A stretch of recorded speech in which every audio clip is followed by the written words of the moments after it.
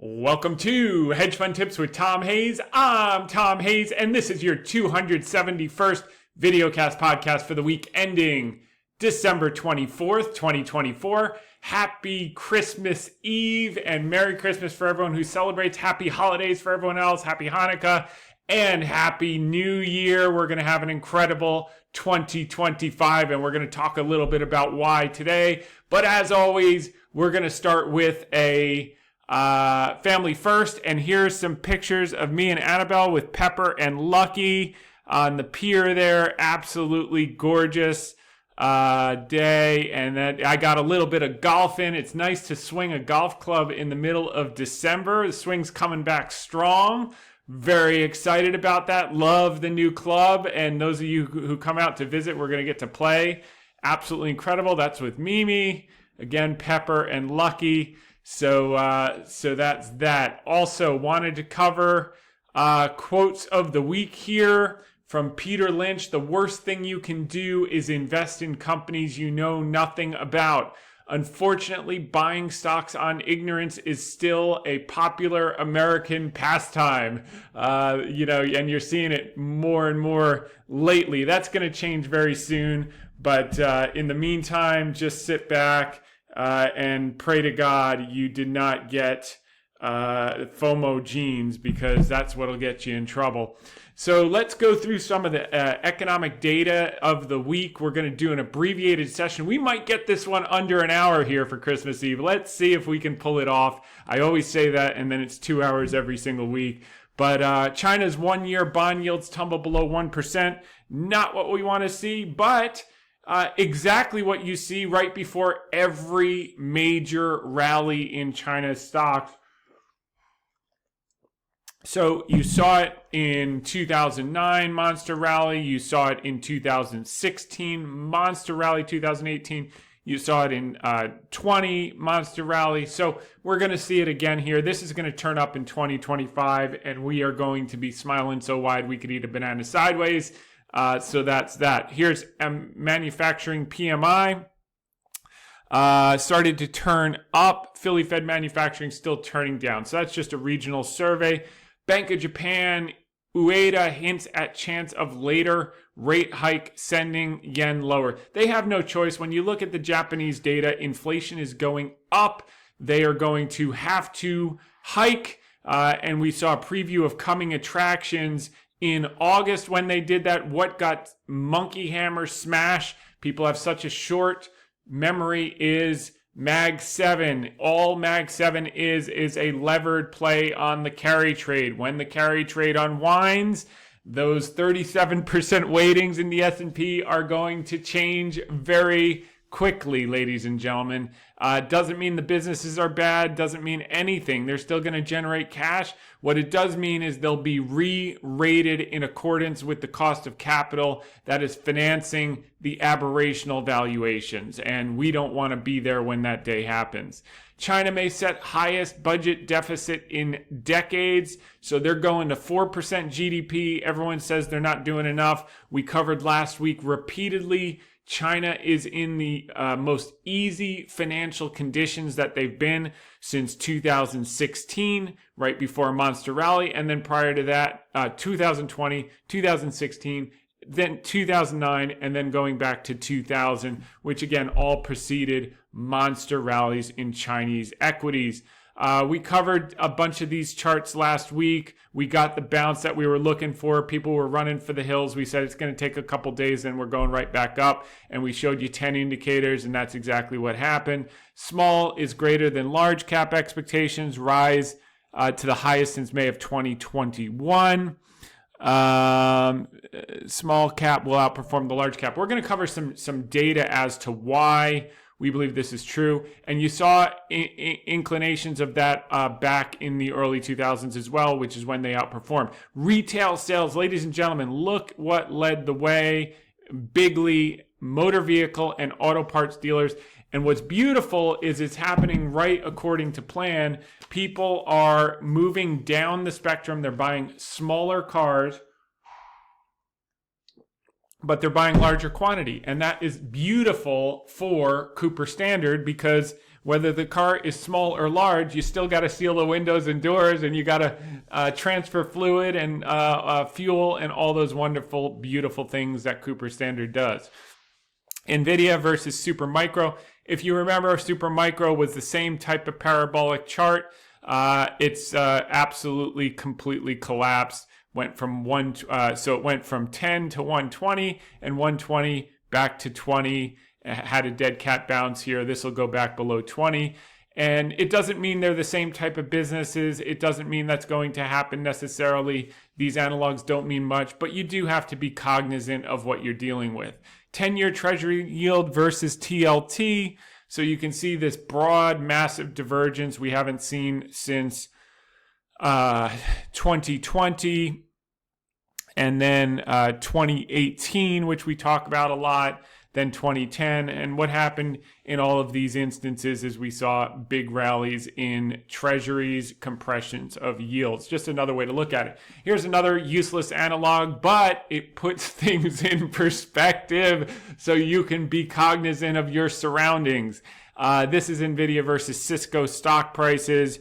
You could see what it looked like in 1999 when it shot up from, $10 to $80 and then collapsed.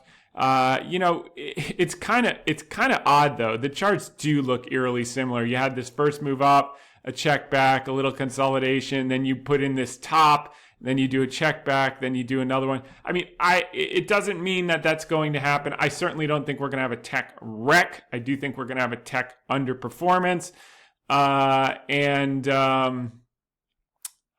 Just keep it on your screens because Cisco was the exact same type of exciting narrative. And we know how that worked, and it's taken 25 years. It still has not gotten back to the same levels. This is from macro charts.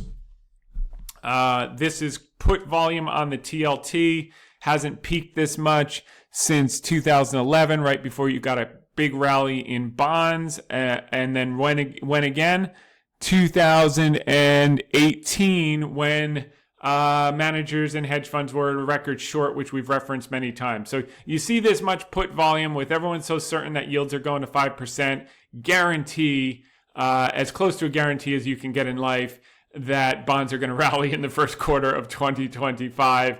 And whatever the reason, we'll see. But, it's interesting. I didn't quite put it in. There was an article about waste in the New York Post, and Rand Paul listed all these pet peeve projects he wanted to get rid of. One was, I think they spent $1 million determining whether mice sought out cocaine more if they were lonely mice or not lonely mice. Your taxpayer put to work. Your taxpayer funds put to work, unbelievable. But they're going to cut all this nonsense. That is going to be bullish.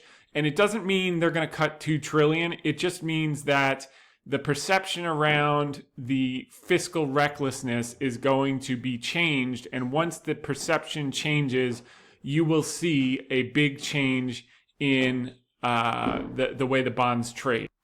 Okay, this here is the current general business conditions diffusion index for New York. And you can see here, it's just now peaked above the 0 line, which is what you see in expansions, like you saw in 2009, coming from below back to above, like you saw in 2015-16 after that last China debacle before the huge China rally in 2016 to 2018, saw it during COVID, saw it in 2001. So this is expansionary.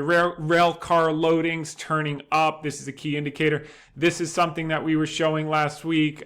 Performance before and after daily losing streaks lasting 9 days or greater. So here we are looking 60 days out, back to new highs. This is pretty straightforward. Santa comes later in December. We're starting to see Santa kick into gear today, which is pretty exciting. And how the seasonally bullish Santa Claus rally period could foreshadow the future. And you see that when you have those positive returns in the last week of December, it usually bodes well to a positive January effect and then a positive next year, which we're on board with, although we'll have slightly more volatility next year. If Santa should fail to call, bears may come to Broad and Wall. So if he doesn't show up, that tends to be a negative. But all these are guidelines, not guarantees. Small cap still trading at a lower than average premium to the S&P 500. We're going to see some data on that today on the catch up with small caps. This is a list of beaten down stocks that could outperform next year. This was an article by Market Watch. As a matter of fact, let's just pull that up here. And from Evercore. Image in the new tab. All right. So this is like a shopping list, ladies and gentlemen. And what they're looking for here is talks about small caps and talking about stocks starting to trade. Tax losers poised to bounce. So this is all the tax losers. And what you saw this year is anything that wasn't up on the year just got pounded relentlessly in December. And when that calendar turns, you're going to see a lot of people want to put these stocks on their books. So you got Nike, you got Intel. That's going to be awesome for us next year. Crown Castle, that's all rates. We're going to cover that today, which we love. Baxter's going to be a monster next year. Healthcare we covered last week. See if there are any on here. So Nike we don't have yet. We're happy with VF Corp, but I think that's going to start to show signs of a turnaround as well.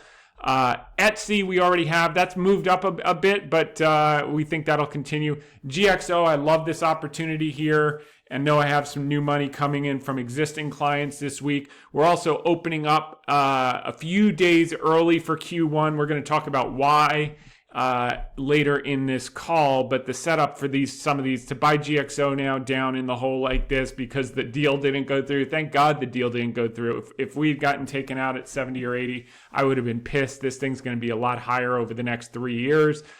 There's excess supply that they're still working through since COVID. But GXO is going to be the winner as all the small players get smoked and get gobbled up. So we're pretty excited about that. Yeti, we keep getting as Ask Me Anything questions. We keep looking at it. We haven't done anything yet there.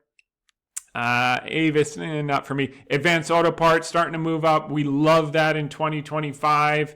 And Sunrun, I don't know. I keep looking at these. There's going to be 2 or 3 solar stocks that do exceptionally well next year, and we're probably going to be perfectly happy not to participate. But we continue to keep an open mind for green stocks, which did well under Trump 1, which did terribly under Biden, which goes against everything that everyone would think is true. China onshore buying of Hong Kong stocks hits record. Guess what were the 2 record stocks that were being accumulated at the end of this year? Was this China Bank and Alibaba. So that Southbound Connects continues to build. Weak breath might not be a bad thing. Here's the signals. After 10 days more of decliners is greater than advancers in the past 40 years, which we just had. It's from Ryan Dietrich over at Carson. And what we see is in 1 month, the average return or the average is negative 0.9%. Median is 0.5% up.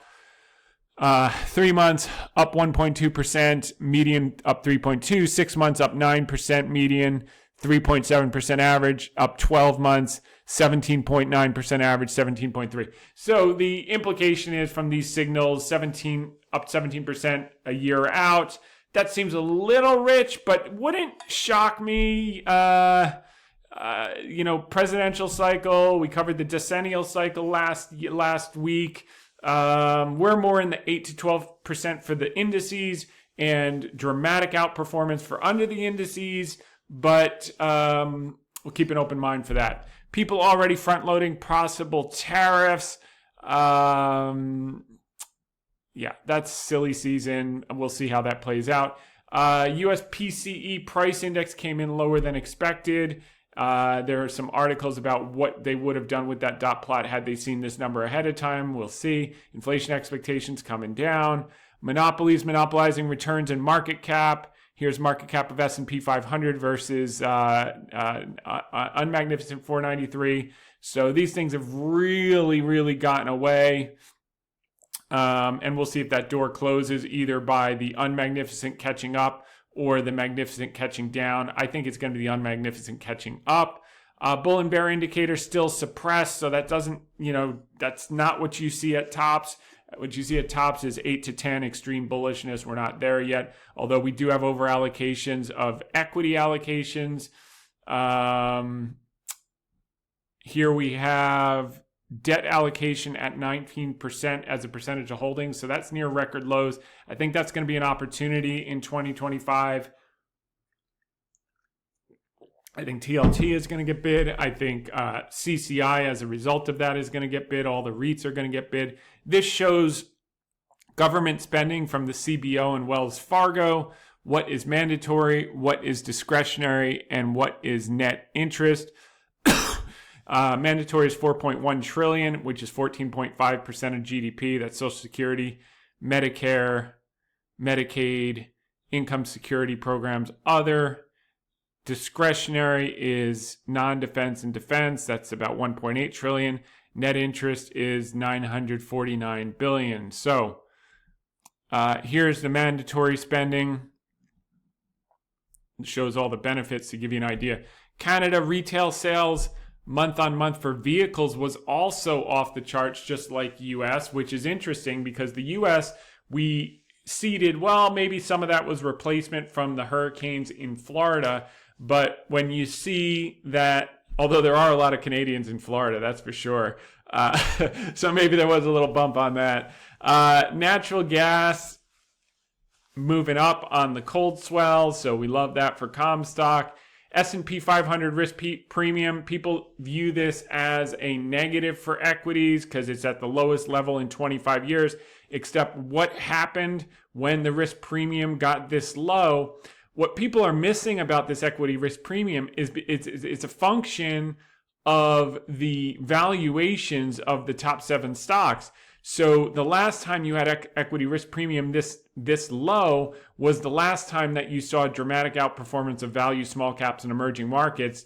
And the concentrated stocks like the Cisco's of the world get smoked, which you can see here from 2001 to 2003. And that's when the quote unquote 493 equivalent back then just took off like nobody's business. Small caps took off like nobody's business. Emerging markets took off like nobody's business. So everything points back to 2021, 2022, in case we haven't mentioned that enough in the last 6 weeks. It's been a historically bad few weeks for value versus growth. Again, you get that type of thing in 2001, and you got a bit of it in 2020, which was an unbelievable year. So this is where you make hay while the sun shines, and the sun is coming up from the east right now. Property prices are climbing again. Apartments, commercial property, offices, not so much. Commercial real estate finance rebounds. So those properties are starting to get financed. That was part of that Vernado thesis, which hit our fair value much quicker than expected. M&A is picking back up. That'll be a theme in 2025, as will IPOs. Is Magnificent 7 a mania? So again, I'm not calling for anything. I'm just trying to represent cognizance for you guys to think about. And this shows the equivalent rallies in oil in the early 2000s. Remember, commodities, emerging markets. It shows U.S. home prices during that same period. The housing bubble. It shows the NASDAQ in the 90s. And what they're showing here is the Magnificent 7 is way more extreme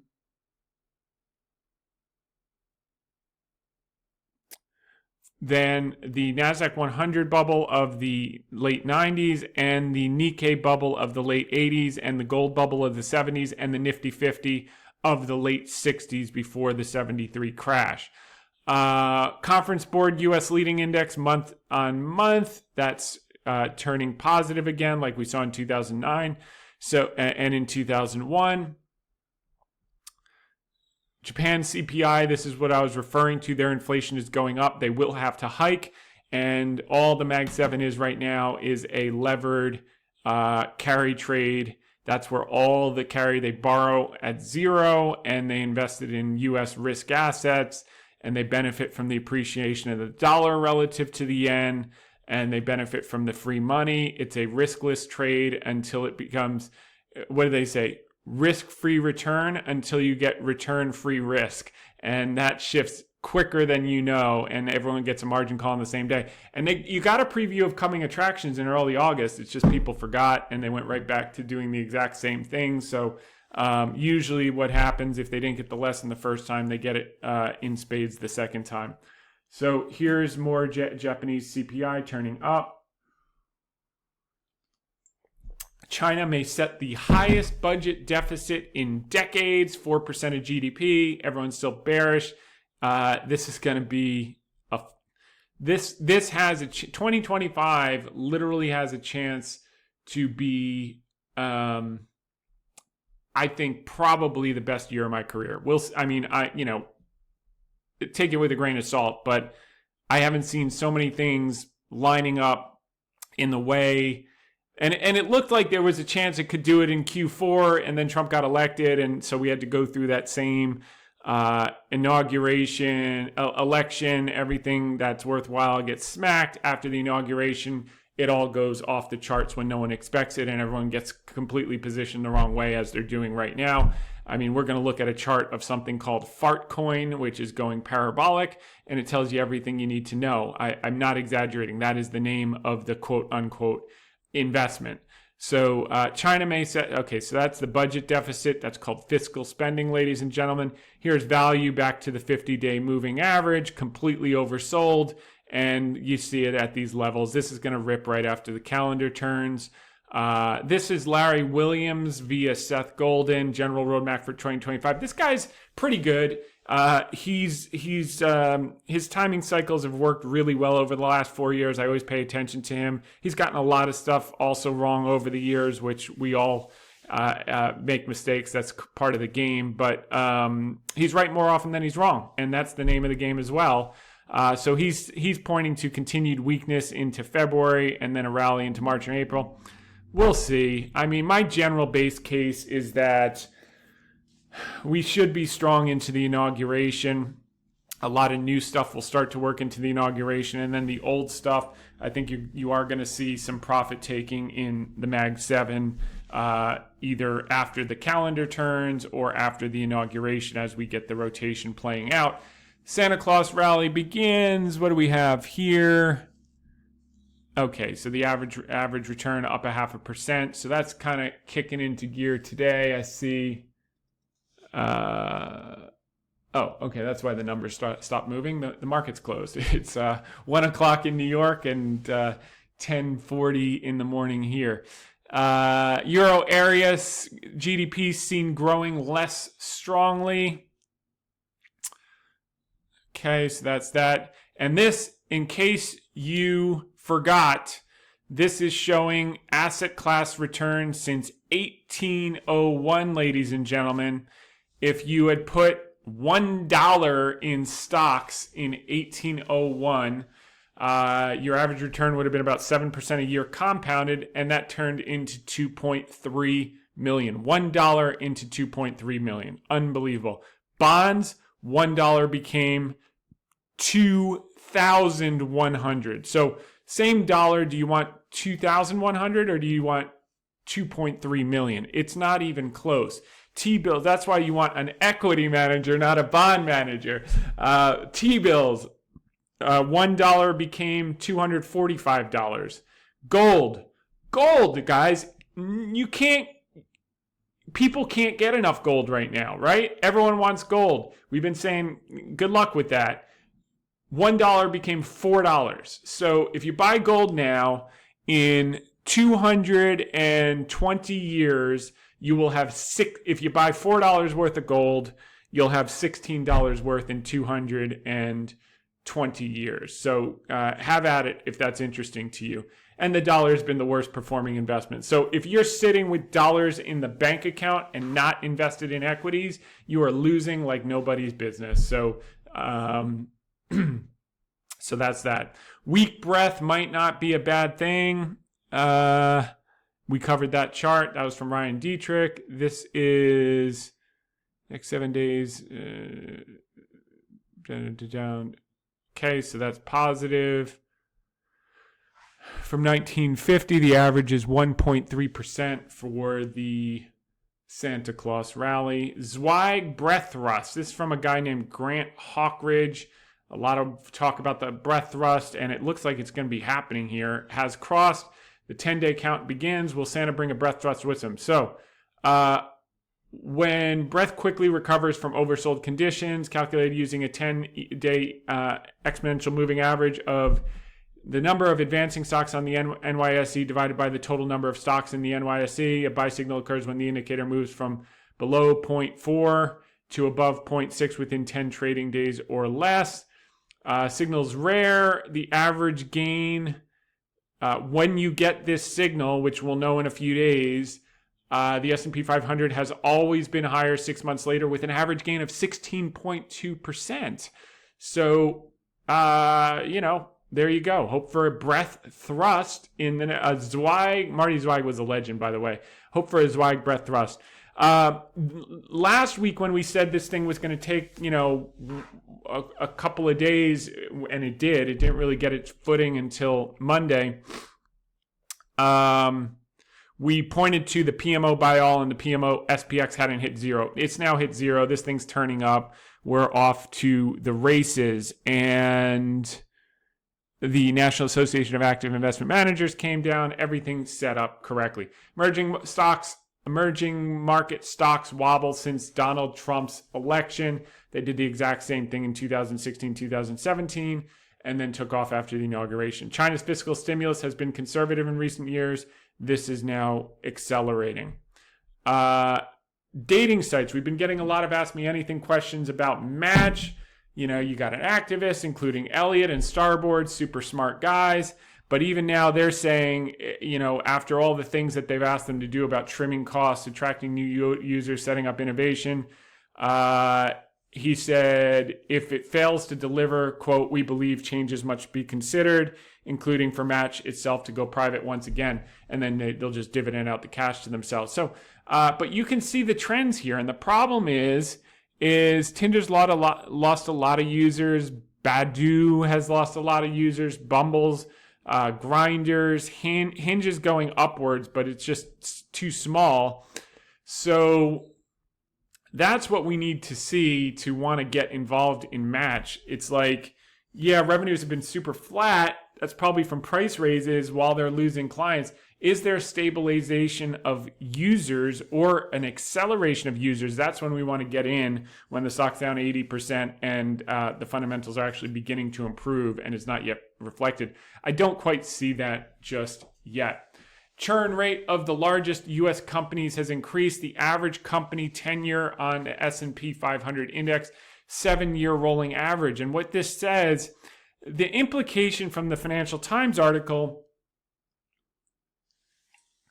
is that the company cease to exist.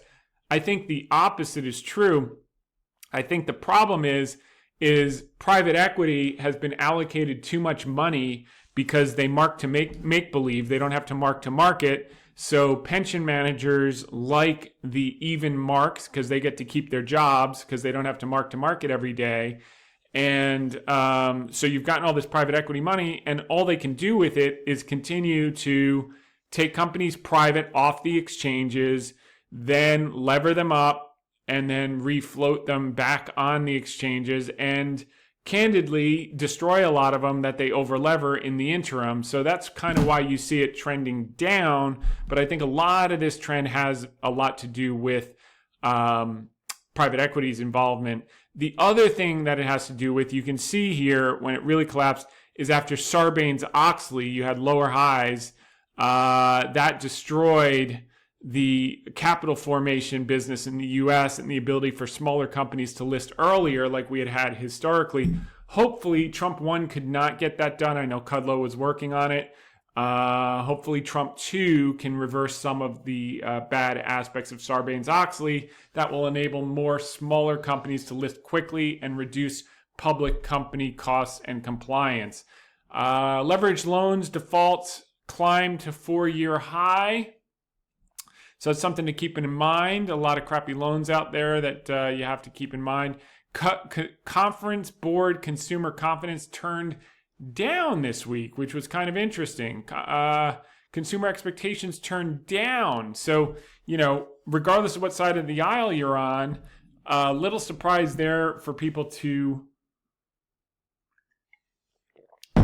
keep in mind that I think people are in the show me state of mind. Initial exuberance, and now it's like show me.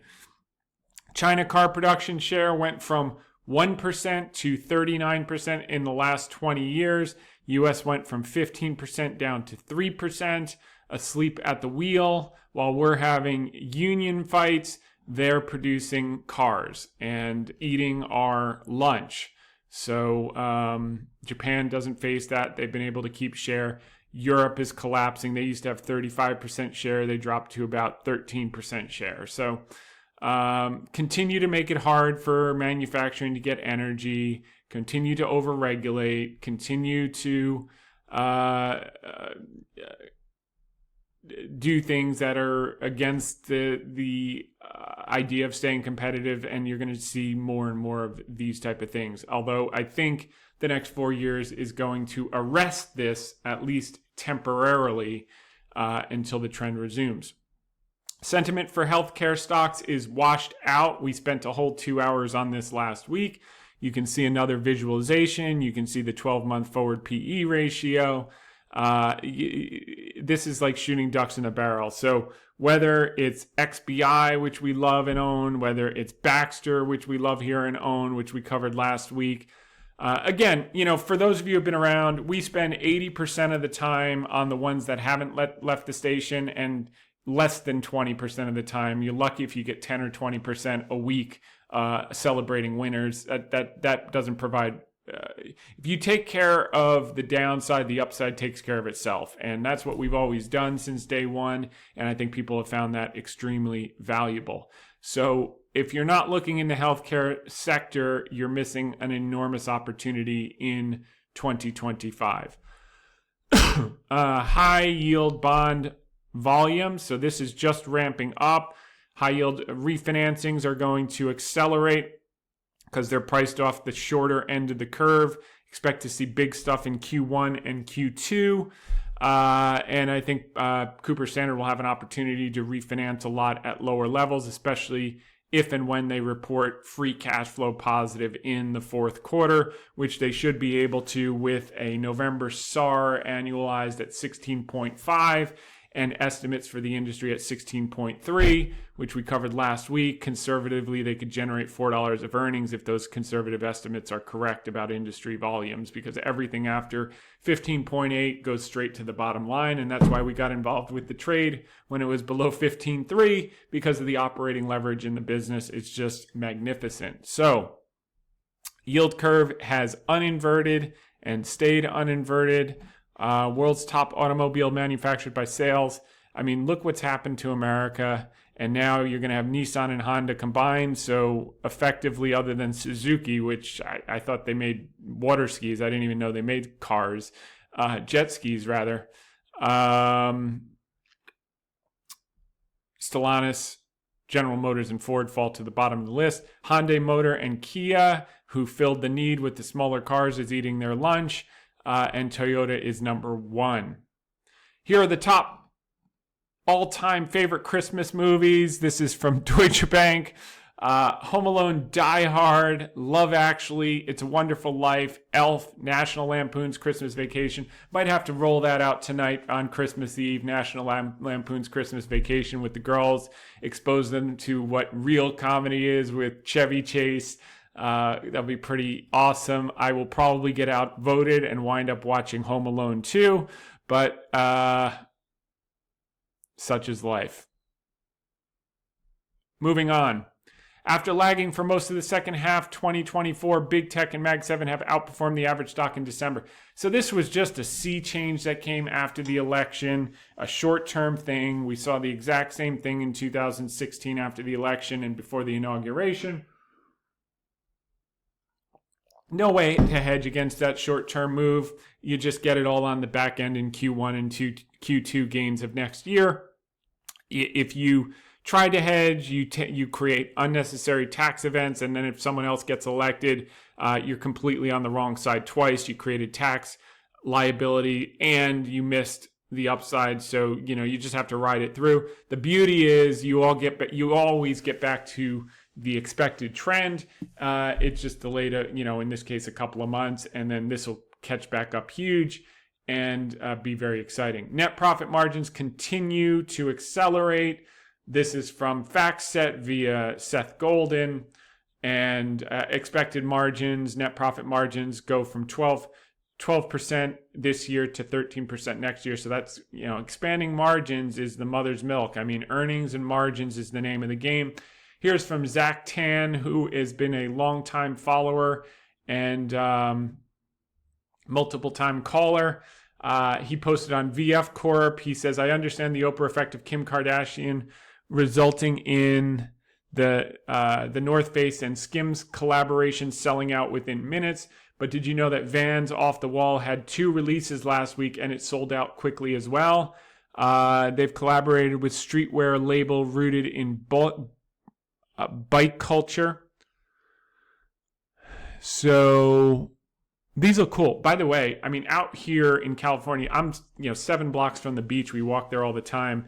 Everyone wears Vans, and now I actually fit in. I was like the only guy wearing my green. I've got the green Vans, and I got the low comfy cush, and I got the same ones in white with green. So I got green, all green, and I got the white with green. But everyone wears these, and these are super popular.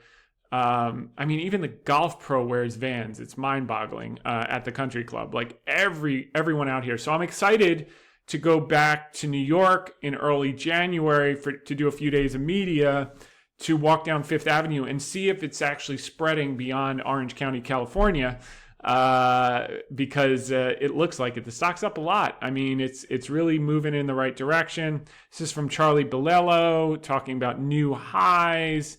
This is the average returns. You see the bulk of them are 0 to 10, 10 to 20, 20 to 30. And you can get a sense of the bell curve of returns since 1928. Here's emerging markets, total returns relative to the U.S. So you can see emerging markets outperformed in the 80s and 90s. U.S. Outperformed in 95 to 98. And then in 2000 to 2010, emerging markets crushed the U.S. for a decade. And then then U.S. crushed emerging markets for the next decade, and I think you're going to start to see emerging markets crush the U.S. once again for the next handful of years. S&P 500 weighting of the top 10 holdings. This is going all the way back, and you saw these peaks in 1980. We know what happened next. 2000. We know what happened next. 2020. We did see the big tech correction in 2022. I think we could see something in that line, not the 1999 type, but something maybe a little bit more mild than 2022, but definitely an underperformance in the consolidation in 2025, in my view. Apple price to sales ratio, this is kind of interesting as well. Apple's trading at 10 times sales with I haven't even looked at it lately, but probably 5% earnings growth. Forget about the PE multiple relative to, the PEG ratio. So this is all multiple expansion, and this is all financed by the weak yen. And I could talk about this on TV, and they would give me 2 seconds because no one wants to hear about this. It's too complicated. But I think the most important thing you have to pay attention to in 2025 is the Japanese yen. And as you see that appreciate, as the Bank of Japan tries to raise rates because they're going to be forced to from inflation, or you start to see the yen going up, every percent the yen moves up, I would say the Mag 7 basket's going to move down 2%, if not more, because there's just so much leverage, the amount that they're borrowing to buy these Mag 7 stocks, and you're just seeing it in the multiple expansion. So if you think it's like, U.S. exceptionalism, blah, blah, blah, yeah, there's that. But tell me that continues to hold true when the carry trade unwinds, and I'll tell you good luck with that idea. Here's Fartcoin. It's gone from 200 million to $1 billion in the last 2 weeks. So this is not the environment where high quality businesses that are marked down outperform. This is when people want Fartcoin. So God bless them. When the calendar flips, good luck. AMC Entertainment, same type of thing. We saw what happens when people chase that stuff. It doesn't end well. Peter Lynch, second quote, the most important organ in the body as far as the stock market is concerned is the guts, not the head. Anyone can acquire know-how for analyzing stocks. That's from Peter Lynch. And that's right. People always ask me, why do you share so many of your secrets, blah, blah, blah. And I said, I could, number one, I share a lot, but I don't share everything. Number two, I could give 100% of the playbook every single week and write a book step by step. And at the end of the day, it couldn't be replicated because of the intangible of understanding the emotions of the market. And the only way you get that, and you get the pattern recognition and you get the ice in your veins. One is it's genetic. That's just period. So you have to be part of this 1% of oddballs that are just wired this way. And number two, it's experience. It's just experience. And it's the only business. It's like age. You get better with age. I mean, Buffett, if you look at Buffett's net worth, I think his biggest gains happened between percentage gains happened between age 70 and 90 or something along those lines. So because it's just as money compounds, knowledge compounds. So that's that. Moving along, materials are the worst performer in the S&P 500. What 2025 holds for this beaten down sector? I want to just jump ahead here to reiterate that with facts. So, okay, tech has priced in 23% expected earnings growth for next year. They've priced in a lot of that with the valuation. Healthcare is priced in none of that. The multiple's compressed. They're going to grow earnings at about 20.6% next year. So we got to get even. I mean, we got a big position in XBI. We've got Baxter. Maybe I'll try to find one more. Industrial is going to grow 19%. We've got plenty of exposure to that. Stanley Black & Decker, Generac, the whole, Boeing is rocking and rolling. Cooper Standard, so we're good there. Materials, we got Comstock, which is technically, it's not really in that bucket, but it is. And Albemarle, so we got some exposure there. Maybe want a little more. Com Services, so these are all going to out-earn the S&P 500. And God, by the way, there are a number of chemical and plastic stocks that I am just salivating, chomping at the bit at as well. There's a lot to do in the material space as soon as this calendar clicks, which is why I'm opening up early so that people that have been reaching out that are getting their applications done, get approved by Jan 1, we can put money to work right away and not miss this by waiting till after the inauguration. So that is that. All right.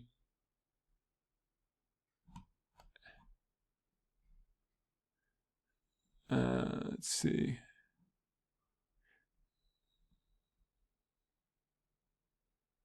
Okay, XLB began, this is from BTIG. XLB began, that's the materials ETF, began trading in 1998, and over that time, there have only been 14 other days when the RSI was below 20, as it just hit last Thursday. Average returns 15 days later were up 5.5% with only one failure. This is from Jonathan Krinsky, that's BTIG. History says to step in here and look for at least some tactical upside reversion.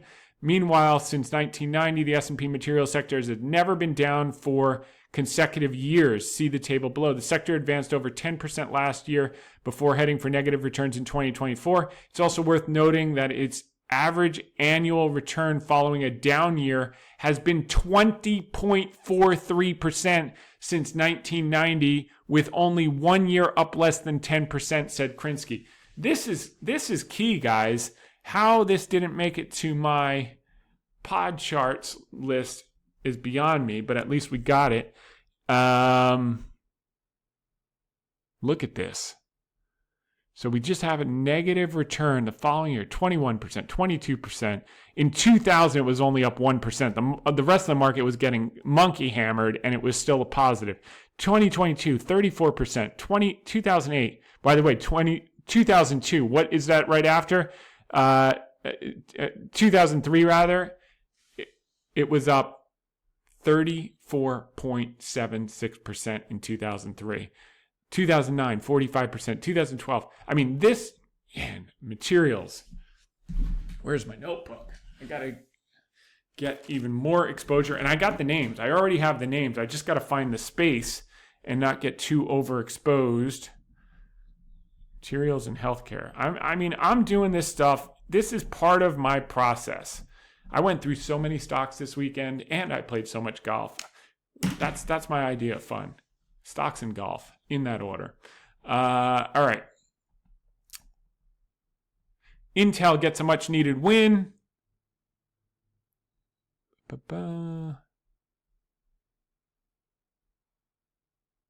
Okay.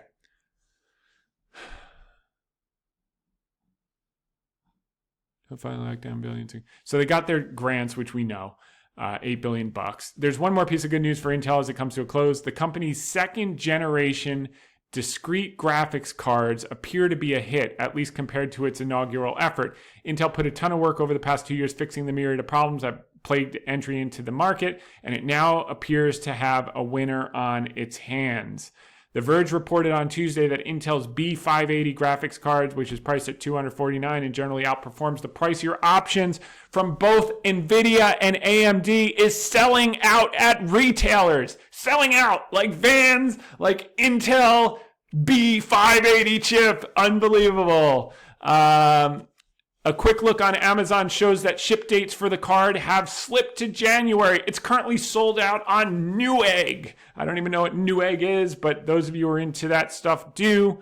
Spokesperson told The Verge that demand for the B580 has been high and many retailers have sold out of their initial stock. The company expects to provide weekly replenishments of the limited edition version that it sells directly. So there you go, ladies and gentlemen. I'm telling you, Kelsinger actually did everything that he said he was going to do. The market just couldn't wait, and the board members didn't want to lose their $300,000 for showing up for 4 meetings a year. So they had to can him, but the process is set in place. He did his 5 nodes in 4 years. He did all that stuff, and we're going to get the benefits of it. So U.S. natural gas consumption reaches new highs driven by electric power sector. So that's Comstock. Fed's favored inflation gauge cools to slowest pace since May. That was Friday after they revised the dot plot, not before. Boeing wins $36 billion deal from Turkey, trumping Airbus. Yeehaw, ladies and gentlemen, the game's back on. From 137 to 180 in the blink of an eye. And why it's gonna keep rocking is because no one is talking about it. And no one's talking about it because no one bought it at 137 when we were pounding the table. 160, 150, 130, couldn't buy enough. It's very, very, very, very big. I think in terms of stock, it's in Baba neighborhood, and in terms of options, it's even more. So that's going to continue to work. China shorter yields sink to 2-decade low as bond fever blows. We covered this chart and why that's actually good news, not bad news. Alibaba splits AI team to sharpen consumer and business, so they're focusing on both markets and dominating. From Nike to Intel, CEO departures at U.S. companies hit a record this year. That's turnaround city, ladies and gentlemen. I love it all. You can just look for, Boeing, Kelly Ortberg, we love. Intel, we're going to find out. That'll be the next catalyst in the stock. Starbucks, we missed, but it's fine. Nike's going to be another winner. Peloton, Kohl's, and WW International, hard pass. All right, so that's Weight Watchers. Dividend stocks are primed for a comeback in 2025. We couldn't agree more. A lot of our stocks fall in that bucket. Nike unveils its new CEO turnaround plan. I think that's going to work, but we're happy with betting on Bracken. Neil Cavuto leaving Fox News after 28 years. He says, I got to do what I love to do. This guy was the definition of class. He was a very balanced journalist. He was a super high quality human being. I had started to become a regular on his show in the last 4 or 5 months, and really enjoyed that and really loved. He often did remote guests. It was rare he would do in person, and the fact that I got to do in person with him every 3-4 weeks was really an honor, and I really enjoyed it. And he would give me a lot of time. He'd give me like 7 to 10 minutes and really grill and try to get the information. I'm really going to miss that. Gonna miss watching him, gonna miss being on his show. I think that you're probably going to hear more from Neil Cavuto. I don't know what his next chapter is, but I'm sure it will be something phenomenal, just like his last chapter. 28 years is a long time to do anything, and congratulations to him on a really unusually successful career over many decades. It's one thing to make it for 6 months or 12 months and have 5 minutes of fame. When you get out 2 years, 3 years, 5 years, and in his case, 28 years, there's some durability about what you're doing. There's some value that you're bringing. And in a super competitive atmosphere, he brought it and continuously delivered. And I'm just grateful to even have gotten to know him for the short number of months that we had been connected and shared ideas on live TV. So super guy. Donald Trump tells the EU to buy oil and gas or face tariffs. Comstock is going to be exporting that gas, ladies and gentlemen. The spending bill that averted a shutdown shrank from more than 1,500 pages to just 100, and they show everything that was cut. This is a preview of coming attractions that is bullish for bonds, bearish for yields. Materials are, okay, we covered materials. Wall Street's IPO engine picked up in 2020. This is unbelievable. I thought this was going to be a short episode. All right. That's going to be good for banks. All right. Raimondo says holding back China in the chips race is a fool's errand. We actually agree. With cooler than expected PCE, would the Fed dot plot have been different? It doesn't matter. They can adjust it in coming meetings. The key is they didn't blink. They've got 100 bips of cuts in. Where everything works on a lagged effect. I think they'll probably wait till at least March, and that's just fine. Hedge funds pile into trades. Dollar yen will rise as high as 165. So this is exactly when you want to take the other side, when hedge funds are all crowded into one boat, short yen, long dollar. They're going to get their faces ripped off, and that's going to happen in Q1 and Q2. One growth stock down 44% to buy right now. Guess what it is? Disney, ladies and gentlemen. Couldn't give it away in the 80s. Everyone wants it up here. It's just beginning. On to the next. The Fed crushed the stock market. Where to find the best value now? This is from Jacob Sonnenschein.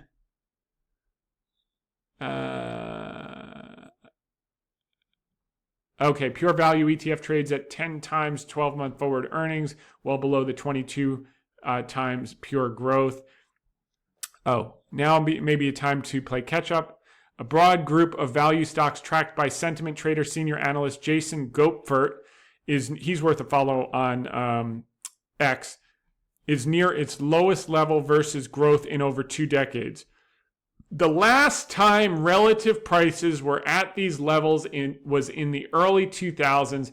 Value stocks went on to outperform growth in the coming years. There is more evidence that a skew towards value and away from growth makes sense now more than ever before. And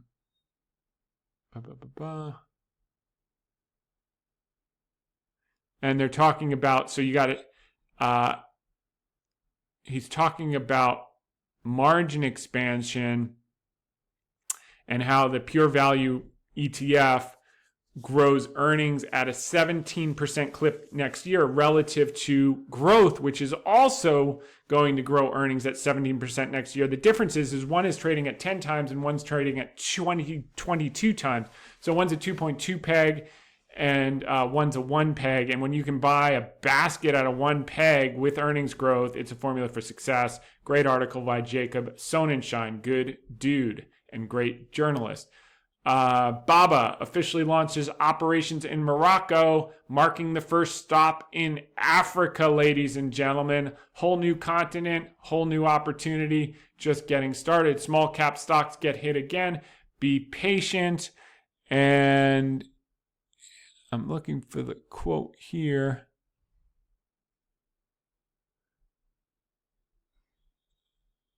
All right. Third corner. Okay.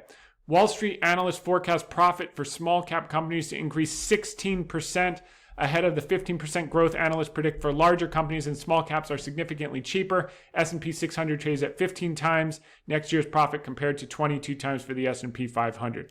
Listen, ladies and gentlemen, price is what you pay, value is what you get. So you can buy value at 10 times with 17% earnings growth, or you can buy growth at 22 times with 17% earnings growth, or you can buy small caps at 15 times with 16% earnings growth, or you can buy the S&P with 17% for 22 times. And price is what you pay, value is what you get. Then if you get into emerging markets like Baba, and you get things trading at 8, 9 times, historic lows, opportunities of a century, then you're off to the races. And it's all going to go back to, I think the name of the game is going to be, yes, you're going to have the inauguration, you're going to have all that stuff, but you're also going to have the Bank of Japan. And if you keep your eye on those two things, a lot of great things are going to happen in a very short amount of time.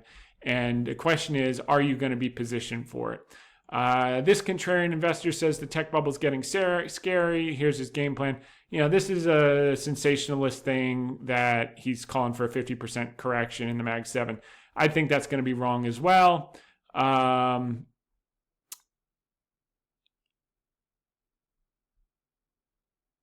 But he takes, he's comparing the AI bubble to the new economy bubble, to the COVID bubble, etc. I think it's just going to be a more subdued normalization than what you saw in 2022 in tech. And it could just mean they grind sideways and consolidate, but more likely than not, I think we'll see some of them pull back a bit. CEOs quitting, we covered. Chinese investors buy record amounts of Hong Kong stocks via the stock link. This is what we covered. Mainland traders bought $778 billion Hong Kong dollars of stocks. Alibaba and Bank of China were the most bought shares. That is going to continue. Here's the chart, ladies and gentlemen. You haven't seen anything like that since 2020, and they rallied from 2020 to 2022. And then you can't see back to 16, but you can see that it was up there. And then we got the big rally into 2018. So that is a new buyer that's come in, and it's new. It's been less than a year. Munich Re scoops up Park Avenue Tower for $500 million, so the commercial game is back on for the high level. The year of the ugly shoe. What's next for On, Deckers, and Crocs? So these ones outperformed while Nike and Vans underperformed the beginning of the year and has really started to come back. I think Vans has some incredible looking shoes, and all the clients out there, you know exactly how incredible they are in person. I'm sure you all got your boxes by now, and so that's pretty exciting. If you see people walking around in green, low comfy cush shoes, they're probably a decamillionaire, centimillionaire, or billionaire. Never before has Vans had more decamillionaires, centimillionaires, and billionaires walking around in green Vans shoes than in the month of December after we let loose our holiday gifts. So next time you see someone in green Vans, just be like, I wonder if that's a centimillionaire or a billionaire. It's one of Great Hill Capital's clients is wearing Vans. So after years of going big, American car buyers are downsizing to smaller ones. We talked about that a year and a half ago. That was going to happen. They weren't going to get away with this, selling above MSRP, controlling supply. If they didn't provide the supply, others would. And now we're getting the volumes, we're getting the incentives, we're getting the inventories. It's going to be an exciting, exciting year. Busted thieves baffled by new laws in California that make shoplifting a felony. And what's so exciting is, so this is Seal Beach Police Department in Orange County. It's probably about 10, 15 minutes away. And I guess when they were in the back of the police car talking to each other, the one girl said to the other, BITCH, new laws. Stealing is a felony. They don't play around here in Orange County. So, yeah, this is Orange County, BITCH. They don't play, lamented the alleged thief. And that's right. I mean, there are a couple towns here in Orange County that don't play games. I happen to live in one of them, and you can just see the reflected. It's a big contrast between where they actually have rule of law and where they don't. One, you can walk around to the beach, you can let your kids walk the dogs wherever, and not worry about it. And the others, you never know what you're going to get. So, all right, why the dogs of the Dow just might deliver in 2025. That's Al Root. The dogs for this year, that's the thesis that you take the highest yielding stock, 5 highest yielding stocks at the end of the year, and they tend to outperform the next year. So Verizon, Chevron, Amgen, Johnson & Johnson, Merck, Coca-Cola, IBM, Cisco, McDonald's, Procter & Gamble. I think Johnson & Johnson, I think these healthcare ones are really interesting. Johnson & Johnson, Amgen, Merck. I think oil's bottoming out here. I don't love the valuations enough to get super involved. I think Chevron's going to be right. Coca-Cola is getting interesting, and Pepsi, I think that's overdone. Haven't looked at IBM, Cisco probably. McDonald's, I got to just see how much that's come in, and Procter & Gamble. I mean, I've had my eye on all these, even Verizon to a lesser extent. So I think that's interesting. 3M was on the list. Remember, we took that thing straight up and booked our profits. By the way, it hasn't moved much since we booked our profits. It hasn't moved much in half a year.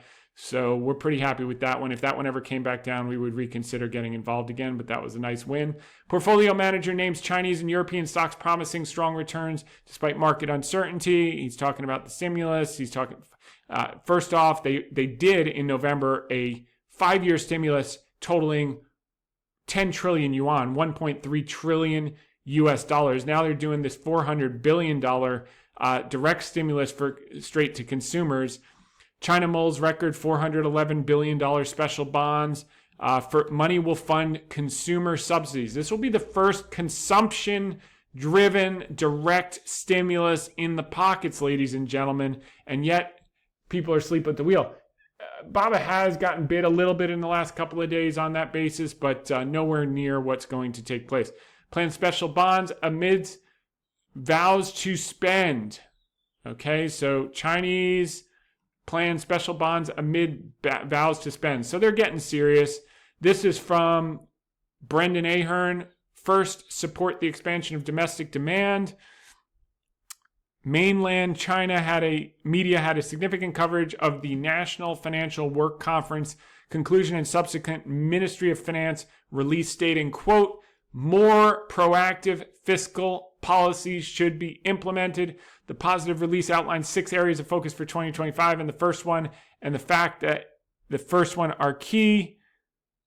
I'm doing the bold and underline through MOF's website as they used bold on the first bullet, a clear indication they are telling us something not to be missed. Here's the first bullet, quote, first, support the expansion of domestic demand. Expanding pensions and medical insurance were included. Remember that China's high saving rate is driven by the lack of social safety net. The goal is to, quote, vigorously boost consumption. Vigorously boost consumption. So that's that. Ignore it at your own peril. China to ramp up fiscal support for consumption next year. And article of the week, the Crown stock market and sentiment results. So each week we cover 1 to 2 stocks we've discussed in previous podcasts, videocasts, and or owned for clients personally. This week we're going to cover Crown Castle. The number one thing you need to know about Crown Castle is that like all other REITs, it trades with interest rates. When the 10-year yield goes down, all REITs benefit, including Crown Castle.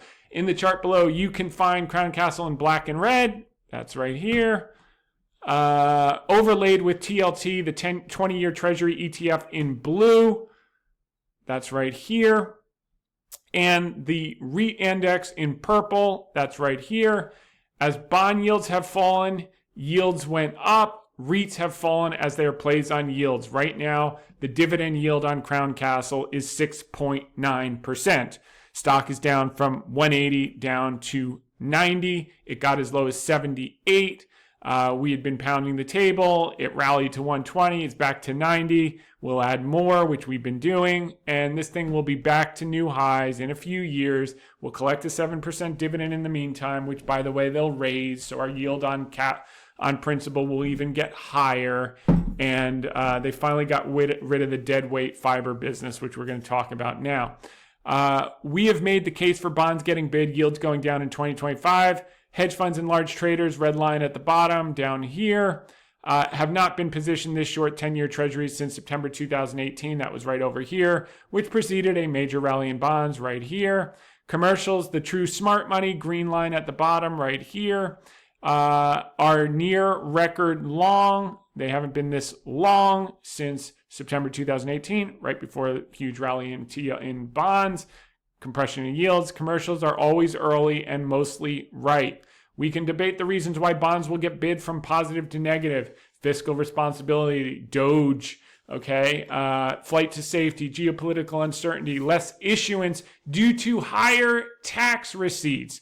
These are just guesses. Positioning tells me a lot more than predicting the, quote, best catalyst. Someone, of course, with no skin in the game, reached out to me saying, quote, CCI is down because they're only getting $8 billion for the fiber business, end quote. This is utter nonsense. Disposing the money-losing fiber business will leave behind a cash-flowing machine that requires little maintenance with lower CapEx spend moving forward. They should pay someone to take it off their hands. Never mind get $8 billion. That's whipped cream. CCI is down because every REIT is down. Every REIT is down because bonds are temporarily down, just like they were after Trump got elected in 2016. Just like they got bid in 2017. Every REIT is temporarily down. End of story. Here's this daily CCI with TLT overlay, effectively the exact same chart. The blue line is TLT. The red and black is CCI. Nothing to do with fiber disposition. It's been doing the exact same damn thing before the new thing was announced. In case we haven't mentioned it enough in the last few weeks, the same thing happened after President Trump was elected in November 2016. Bonds and REITs and CCI sold off. After the inauguration in January 2017, they all rallied. Sell the rumor, buy the news. Election, crash, inauguration, rally. Straight up, almost 70% move in less than a year after the inauguration. Here's the 2016 to 2017 calendar flip with CCI and bonds, TLT in blue, before and after the inauguration. Straight up, ladies and gentlemen. Sold after the election, bought after the inauguration. As a relevant side note, we want to congratulate all the new clients who joined us during 2024. We also want to express gratitude and congratulate the existing clients who have been with us for a while. You could not be better positioned for what is about to take place in coming weeks and months before and after the inauguration. We've been hard at work getting you ready for what is about to happen. Those of you who watched the last few weeks' podcast videocasts have a sample idea of what I'm referring to, a sample idea. In light of this imminent outlook, we will be reopening to smaller accounts, the $1 million plus accounts, for Q1 a few days earlier than normal due to the rare conditions now in place to put money to work very attractively. Existing clients know we have been busy at work taking advantage over the past week. Due to demand from longtime listeners of the podcast who understand what is setting up, per our recent podcast videocast, as well as new referrals that we've received, we've already begun fielding inquiries for new clients this week and sending them out the paperwork. We are doing this so that those who are a mutual fit can begin deploying capital as early as January 2nd after their applications are approved. You may enter in your info here. This is a hyperlink where you enter your contact information on hedgefundtips.com. Again, all of this is opinion, not advice. All of this, check with your financial advisor, not a solicitation, etc., etc. Do what's in you feel is in your interest. But when you enter that information, you'll be able to be among the first callbacks. We will close this opening for Q1 well before the inauguration on January 20th. As we expect to be fully positioned across the board well beforehand, and probably a lot well beforehand. So those that I'm talking to this week are going to be in good shape. Larger $5 to $10 million accounts can access open enrollment here. And back to CCI. So look, the reason I start with the long-term chart is you can see Crown Castle is a story of corrections followed by recoveries, corrections followed by recoveries, early 2000s, 2008, 2009, et cetera, et cetera, et cetera. This time will be no different. And you can see the revenues per share continue to climb. The cash flow per share, funds from operations, steady as she goes the last 5 years. Slow recovery, earnings, same type of thing. So there was a little dip after COVID. It will recover. You're going to get rid of some of that burn from the fiber business now that they're dumping it. They'll pay down some debt, bring down interest costs. Here are 10 key points from the earnings call. The organic revenue growth of 5.2%, tower segment growth of 4.3%, 25% growth in the small cell segment, maintain the full year outlook for adjusted EBITDA and AFFO. Wireless data usage surpassed 100 trillion megabytes in last year, so the demand continues to grow, supporting their optimistic view on future growth. Expected consolidated organic revenue growth of approximately 5% for 2024, including 4.5% towers and 10% in small cells. Plans to add 11 to 13,000 new small cell nodes in 2024. Indicating continued expansion, strong financial position with company raising $1.25 billion in long-term debt, reducing leverage to 5.5 times net debt to EBITDA. Now they're getting another $8 billion from the sale of the money-losing fiber business. Strategic cancellation of 7,000 low-yielding nodes, expected to save approximately $800 million in future CapEx. Ongoing digitization of the tower portfolio to enhance marketable space visibility and improve customer service efficiency. So they're talking about the sale of $8 billion. They've blown $19 billion of capital over the years into this stupid money-losing business. So they're now cutting their losses and getting on with it. And now they can return to operating their high-quality tower portfolio and return greater amounts of shares to cash holders, buy in, float, reduce the debt. Many investors have long pushed for Crown to dispose of the fiber assets, namely Elliott Management. Moving along, that makes the firm more attractive. Crown's tower business is 68% of 2023 revenue. It's fantastic, 40,000 towers, minimal capital investment to drive growing cash. This business entails wireless carriers leasing space on the towers to install antennas and other communication equipment to power their networks. Organic revenue growth is driven by a fixed annual escalator of roughly 3%. In addition to carriers adding new equipment to incremental or existing towers, which they do to improve or maintain their network. Costs associated with operating the towers are largely fixed, leading to meaningful operating leverage. We love operating leverage, guys. That is a theme across most of our portfolio and driving profitability on new revenue growth. Barriers, I believe carriers will need to continue expanding. Infrastructure to be necessary part of the larger communications network.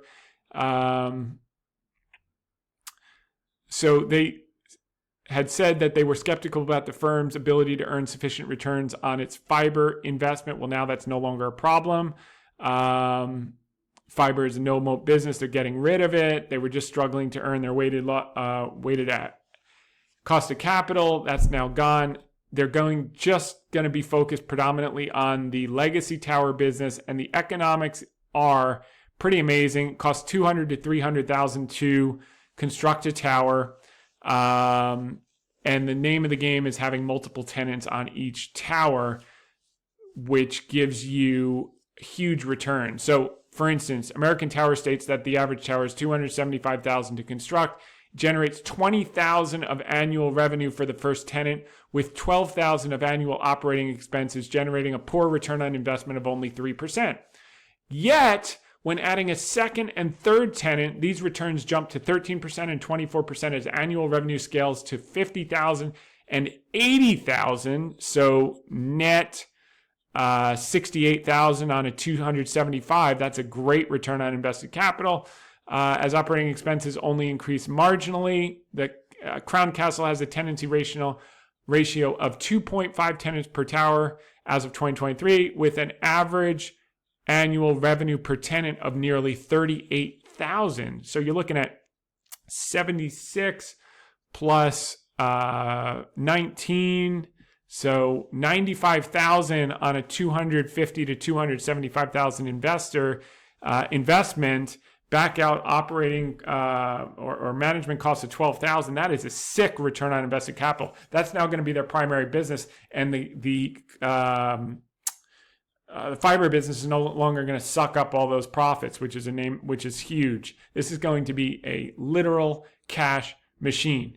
And then you talk about the moat of the regular towers. The switching costs are high because they can disrupt their service, which would crush them. And that's why you see Crown Castle's churn has averaged only 1.5% annually since 2019. So you see some of these notes. Site rental revenues went up in Q3. Adjusted EBITDA went up. AFFO went up. And you can see it by segment. Market, we're at a period of fear. Fear and greed is at 30%. Now we're coming possibly to that Zweig breath thrust, just as managers are getting out. Pretty exciting stuff. I will be on Fox Business, Varney & Company at 11 a.m. on Thursday, 11 a.m. Eastern. Tune into Fox Business. Looking forward to that. And I'll be on Yahoo Finance on Friday. Looks like 10:40 a.m. So you can tune into that. Earnings. Consumer discretionary. Top 30 weights revised up in the last 60 days by 11 basis points. Staples were revised down by 2.76%. Let's see if there's any lumpy culprit in this or if it's just in aggregate they were revised down. Target got revised down more than 10%. Let's see if there are any other lumpy culprits in this thing. Target and Hershey. Hershey we've got our eye on. So those are basically the two culprits. A little Archer Daniels Midland and Estee Lauder. That's obviously priced at these levels. Dollar General, man. I think that's a buy. I got to be honest with you. Let me just leave it at that. Got to find room. The overlap, the key is, the beauty for my clients is that I have effectively zero correlation to the S&P 500 because we buy individual businesses. Most managers you hire, they're just closet indexers and they charge you a lot to mimic what you could get in an index fund. And what happens when you're buying uncorrelated businesses to the S&P, number one, you're diversifying your exposure. But number two, the returns are so lumpy. Like you go sideways to slightly up for a while, and then you just have these years where it's off the chart, ridiculous, unbelievable outcomes that no one can even blows their mind away. And then the first call in January is congratulations. Don't expect the same thing again. Take expectations down and work day and night to exceed them again. But I think 2025 is setting up to be one of those like pretty awesome situations. But it's amazing how all of these things are pointing to it. Let's take a look at some economic data. Nothing here new that we haven't covered. Here was the earnings growth by sector. Again, healthcare, industrials, materials. Got to pay attention to those next year. And let's move on to the Ask Me Anything question. So for those of you who just like the podcast, again, Merry Christmas, Happy New Year. We'll see you back next week. For those of you who love the Ask Me Anything questions and get value from that, we're going to start right now. Martin Young says, if Cooper Standard manufactures mostly outside the U.S., will Trump tariff proposed hurt them? U.S. auto manufacturers, thanks, blah, blah, blah. So that's from Martin Yang. Well, just look back to the last time Trump was in office. The stock was with tariff threats, with all of that stuff, which is what he ran on. Cooper Standard was trading at $146 a share. So that tells you most of what you need to know. It's not some outside risk, but you can't plan for what you don't know that you don't know. What you can do is buy a business with right now it's trading as if the tariffs are going to be horrible. And it's not because of that. It's trading as if the tariffs are going to be horrible because no one's going to believe it until the earnings spigot turns on from the volumes, which is a 2025 story on 16.3. I think they can earn $4 plus. And so put a 10 or 20 times multiple on it, you decide, and then it will start pricing in $8 a share, and it'll start pricing in more than that. And that's probably, when we'll be slowly exiting at some multiple of 8 times earnings, $8 of earnings at 10 to 20 times, and call it a day. And those are life-changing events. So we're excited to be participating in it. Moving along. All right, we got Christopher Wallace. Thanks for the great continuing education on stock market investing. You're welcome. Your approach is truly valuable. Thank you. Perhaps you can help me solve this riddle as you're a Buffett fan and share a lot of common ground with Berkshire in your approach. Berkshire has been buying up shares of Sirius and owns a third of the company now. That caused me to do some due diligence before attempting to follow them in. I'm sorry to say I cannot get to what their thesis is. Revenues declining, streaming music space is plenty of competition. I see little moat. Annual cash flow has been declining since 2020. When I apply your approach, I come up with a pass. Any light that you can shed? I come up with the pass too. Number one is you don't know who's buying it. Sometimes it's the lieutenants. Sometimes it's Buffett. At this stage, it's mostly the lieutenants. I have zero interest in Sirius. This is a cigar butt, and I want a higher quality business than that. Dustin Dickerson, thanks for sharing your investing knowledge with us like Buffett and Munger have over the years. Truly a giver's mentality. Okay, thank you, Dustin. Appreciate that. Question for you on Baba's repurchases. Are they using other means to repurchase shares other than open market repurchases? I know Apple used employee banks to help them reduce large amounts instead of open market purchases. Didn't seem like Baba used all bond proceeds this past quarter to repurchase. Yeah, look, you won't know the magnitude of anything till they report, number one. Number two, who cares? I mean, at the end of the day, they bought in a ton of stock. They're going to continue to buy stock. They're also going to invest where they can get a higher return on capital than their weighted average cost of capital. They're going to continue to do that. I'd rather they stop doing buybacks and find those parts of the business that are generating 20, 25% return on capital and put all the excess money there versus just buying in stock. And I think buying in stock was all there was to do when everything was going down. Now that the economy is recovering and the stimulus is coming, they got to be positioned to not only retain their part of the pie is probably going to grow 30%, And if they can keep share, you're going to get multiples of that in terms of return. So I wouldn't worry about that. You got the Stock Connect happening. They've got cash to buy in stock. They've done it opportunistically. They'll continue to do it opportunistically. But you want some confidence that they're actually reinvesting capital in the business because they see growth. And I think that's what you're going to start to see in coming quarters is better, higher and better uses return on capital than just simple buybacks. Manik Bojwani, hope you had a Merry Christmas. Relatively warmer weather did not ruin it for your family. Yeah, it's just horrible with all these palm trees and sunshine. We try to do our best to get through it, but it's not easy. What is the best place for natural gas commitment of traders? Just go to the CFTC website. They publish it every Friday. Or the other services, FinViz, etc. We show it all in the podcast. Tom, thank you for the podcast. I share it with a lot of people. I'm interested in your opinion about a company called Danaos Corp. DAC. That's from Yuval Shrew. Okay. DAC.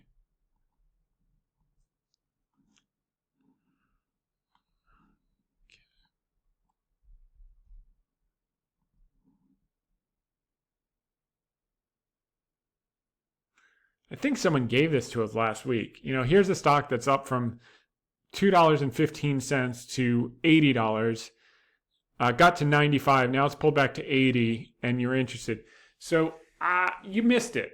Okay, so maybe it goes up more. Let's take a look at the business.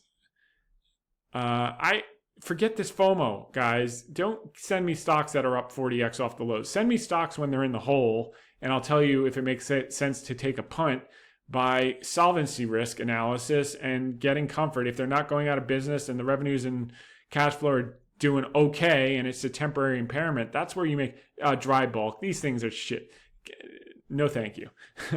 Hard pass on shipping companies for the most part, unless it's the best operator in the business, et cetera. And even then, you got to get the cyclical timing perfect, and it's just a train wreck to incinerate money at a healthy clip. Drew Byrne, next time I'll tell you how I really feel. By the way, I'm not getting on you. You having the courage to send in that question probably just helped, several hundred or 7,000 people had a similar idea. Just stay away. Even if I'm wrong and the thing doubles in the next 12 months, the following 12 months, it'll be down 80%. So don't lose sleep and just extract the FOMO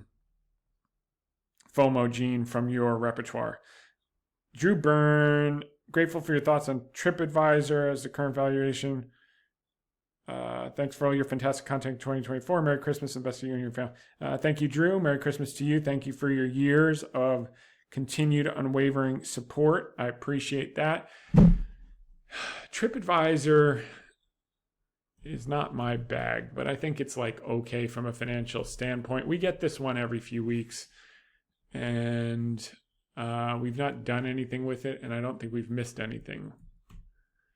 Some of these actually go out of business. The hell was that other one that was popular? So this thing's gone down with cash flow. Margins continue to decline. Revenues are going up. I don't love this. I don't like these businesses. I don't think when you put in Google anything, it's like, I see what you're saying here, but we got record travel. Let's see what's happening with Expedia, the higher quality. My guess is this is down because they're no longer relevant. Yeah, look at Expedia breaking out to new highs. What's the other one? I don't even know. So, I know it's, you're looking at this thing saying, is there one more puff in it? And I'm saying smoking is hazardous to your health. They probably did an acquisition here to try to, it's what all CEOs do when they're trying to keep their job. They do unnecessary bad acquisitions to make it look like the business is growing and incinerate shareholder money.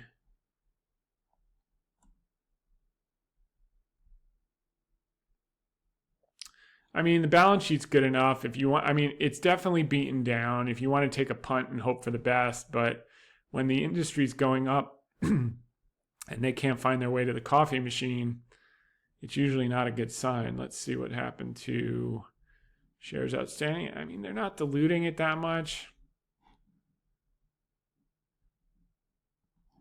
This is a trade, my man. This is not going to be a long-term thing. It might be a good trade.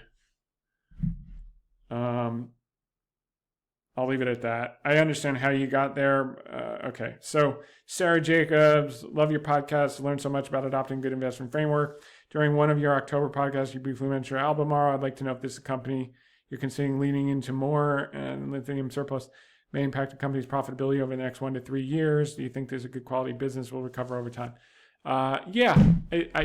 Leaning into, I mean, I want to get more materials exposure. So yeah, I'd probably put new money to work here. And yes, it is going to take a couple of years to work through, but I think a lot of that's priced in. I mean, the stock's on 66%.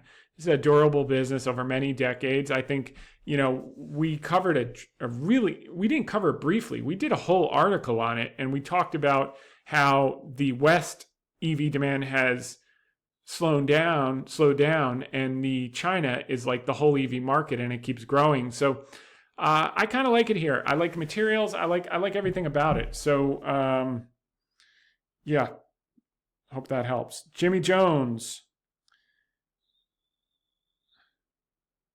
Another question about Baba buybacks. Wrong question. Question is return on invested capital. If they can get a better return on invested capital now that they have business segments growing, like opening up Morocco, international, the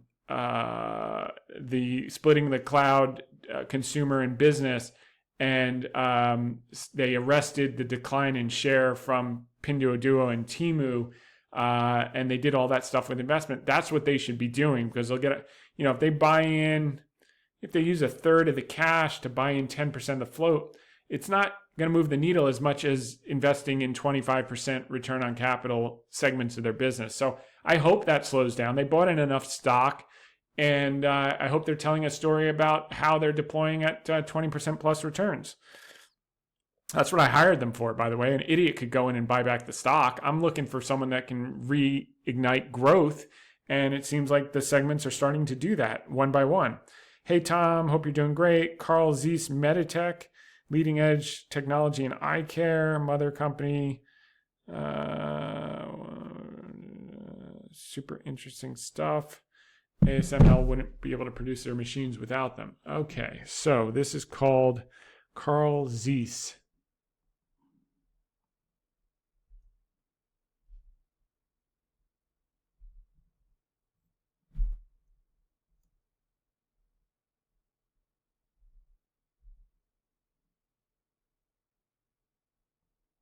Okay.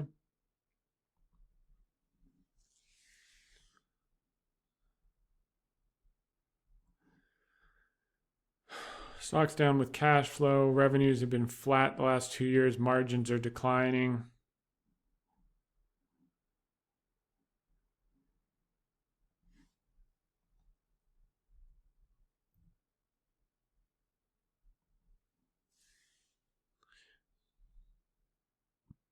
Stock's down 80%, 75%. This looks like a broken momentum stock. Let's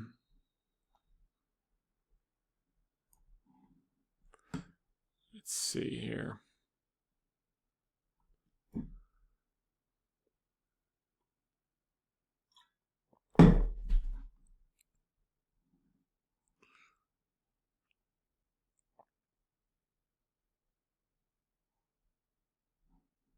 Balance sheet. That can't be right. 22 million. How much debt? 400. They got $20 million of cash, according to this. You got better double check this. And $445 million of debt. No bueno. This is toast if they don't do something. They'll do something, but $178 million of free cash flow.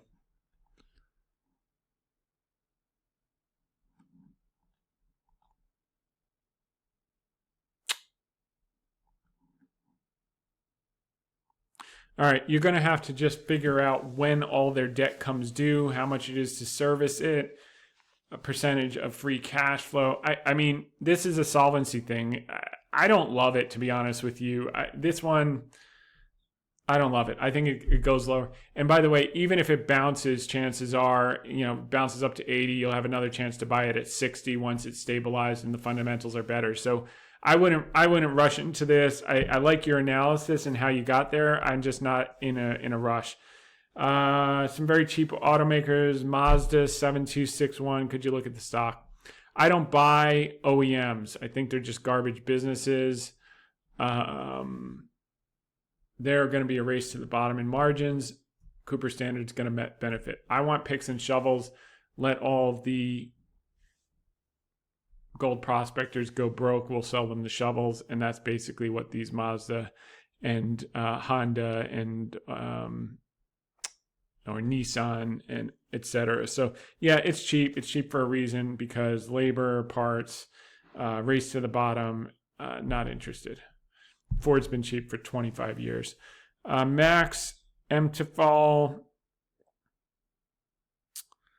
asking about GXO. No change in GXO. Just going to take a couple years. Basically an oligopoly. They'll roll up all the smaller businesses. The next catalyst there is a new CEO. They announced two things at once. One, the CEO is retiring. Two, no deal. Why people wanted a deal is beyond me. This is a great business. Let's just look at the numbers one more time for fun. Maybe we'll do this one. Maybe I shouldn't do it. Maybe we'll do it next week. But bottom line is the stock's fallen much more than the free cash flow. Revenues continue to grow, working off all the excess warehouse capacity in the industry. This thing is fine.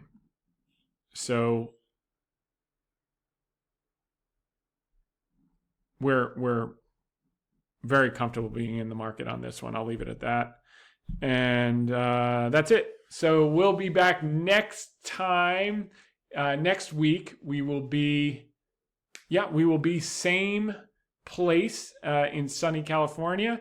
Back to our normal Thursday, I believe, unless that's New Year's or New Year's Eve, then we'll move it up. We try to do it early. I've always been trained better 10 days early than 2 minutes late. That's kind of my philosophy when I can do that. And in the meantime, make it a great one. Have a super happy holiday week with your families. Merry Christmas, Happy New Year, Happy Hanukkah. We'll see you next time. Make it a great one. Bye for now.